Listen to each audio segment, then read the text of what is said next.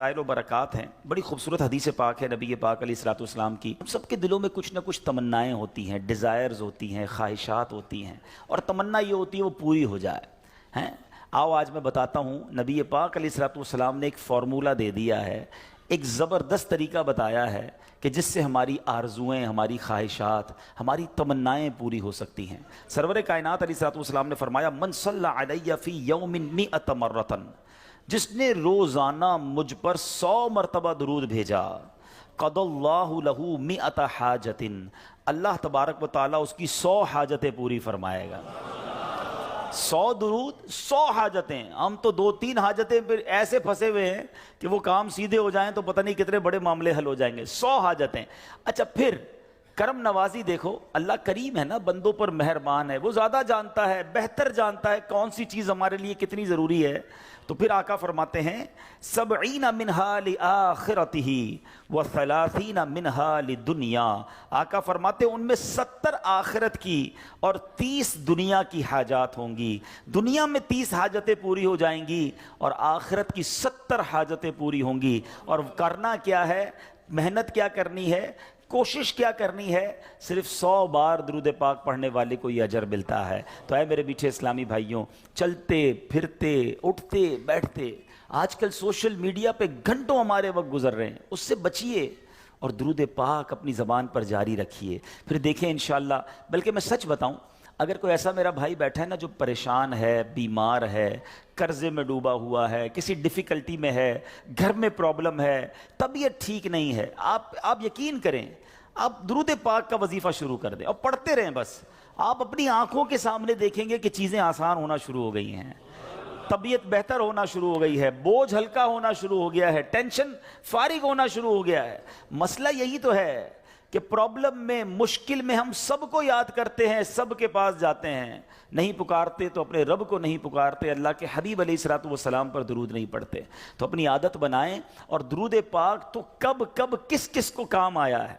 अगर मैं ये कहूँ ना कि मेरी और आपकी दुनिया में आमद का एक सबब भी हम सब की जो तख्लीक हुई है, हमारे जद्दे अमजद कौन है, हम किसकी औलाद हैं? हज़रत आदम अलैहिस्सलाम की। अच्छा माशाअल्लाह, हज़रत आदम यानी हमारी अम्मी हुजूर फिर कौन हुई? बीबी हव्वा। माशाअल्लाह, इतना तो पता है ना। हज़रत आदम और बीबी हव्वा का रिश्ता कैसे हुआ आपको पता है? ये निकाह कैसे हुआ, ये रिश्ता हुआ, ये जोड़ा बना तो ये सिलसिला बनी आदम शुरू हुआ ना, औलाद शुरू हुई और बढ़ते बढ़ते बढ़ते आज हम सारे दुनिया में आ गए। हमें आदमी कहा क्यों जाता है? हम हज़रत आदम अलैहिस्सलाम की औलाद है ना। अब आओ बताता हूं, ये पहला निकाह, ये पहला रिश्ता, ये पहला जो जोड़ा बना वो कैसे बना। सुभान अल्लाह। अब इसके बारे में ये आता है कि जब अल्लामा नबहानी रहमतुल्लाह तआला नकल करते हैं कि जब अल्लाह अज़्ज़ व जल ने हज़रत आदम अलैहिस्सलाम को पैदा किया, उन्होंने आंखें खोली तो अर्श पर इसमें मोहम्मद सल्लल्लाहु अलैहि वसल्लम लिखा हुआ देखा। हज़रत आदम के दुनिया में आने से पहले ही मेरे आका का चर्चा है, नबी पाक का नाम अर्श पर लिखा हुआ है।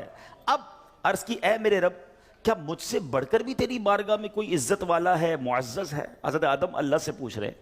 इरशाद फरमाया, हाँ, ये नाम तेरी औलाद में से एक नबी अलैहिस्सलातु वस्सलाम का है जो तुझसे बढ़कर मेरे यहाँ मुअज़्ज़ज़ है। हज़रत आदम से कहा जा रहा है कि तुझसे बढ़कर मेरे यहाँ मुअज़्ज़ज़ हैं। अगर वो ना होते तो मैं न आसमानों को पैदा करता, न ज़मीन को, न जन्नत को, न जहन्नम को।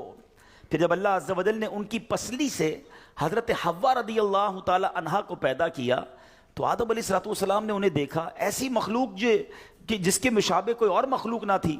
अल्लाह अज़्ज़ व जल ने हज़रत आदम अलैहिस्सलातु वस्सलाम में ख्वाहिश भी पैदा की। तो उन्होंने अर्ज़ की, इलाही ये कौन है? फरमाया, हव्वा रज़ियल्लाहु ताला अन्हा। अर्ज़ की, मौला मेरे साथ जोड़ा बन जाए। इरशाद हुआ, तुम इसका महर अदा करो। अर्ज़ की, मौला महर क्या है? इरशाद फरमाया, उस नाम वाले पर 10 मरतबा दुरूद भेजना है। जिसका नाम अर्श पे देखा है ना, उसके नाम पर 10 बार उस नाम वाले पर दुरूद भेजो। तो कहा, ए अल्लाह, मैंने ऐसा कर लिया तो क्या मेरा जोड़ा हो जाएगा? मेरा जोड़ा बन जाएगा? फरमाया, हाँ। اب حضرت آدم علیہ السلام نے 10 بار درود پاک پڑھا اور یہ مہر بنا حضرت آدم علیہ السلام اور بی بی حوا رضی اللہ تعالیٰ عنہ کے درمیان جوڑا بننے کا رشتہ ہوا، اور اس کے بعد یہ ساری کائنات میں جو ہم دنیا میں آئے تو گویا پتہ چلا کہ وجہ تخلیق کائنات، یہ تو اس حدیث سے بھی پتہ چل گیا کہ نبی پاک علیہ السلام کے لیے یہ کائنات بنائی گئی، اور سبحان اللہ حضرت آدم علیہ السلام کا جو بی بی حوا سے جوڑا بنتا ہے اس کا مہر بھی نبی پاک پر درود پڑھنا ہے۔ اب سوچئے کب سے نبی پاک پر درود بھیجا جا رہا ہے، کب سے میرے آقا کا چرچا ہے۔ اللہ اکبر۔ شاعر لکھتے ہیں نا کہ یہ کائنات بنائی کیوں گئی، اتنی سجائی کیوں گئی، سبحان اللہ۔ وہ کہتے ہیں کہ خدا کیوں نہ کرتا آرائشیں بزم امکا میں، خدا کیوں نہ کرتا آرائشیں دنیا کے ساما میں، تمہیں دولہا بنا کے بھیجنا تھا بزم امکا میں۔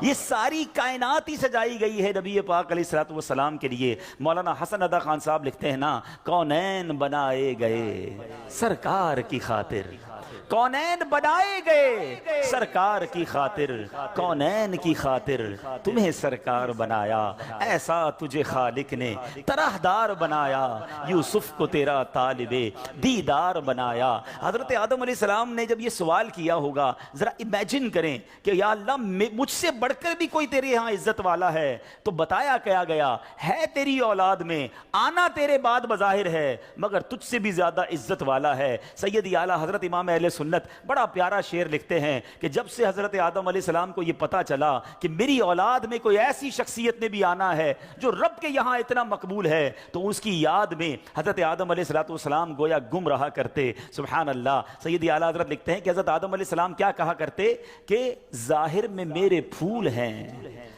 حقیقت میں میری اصل۔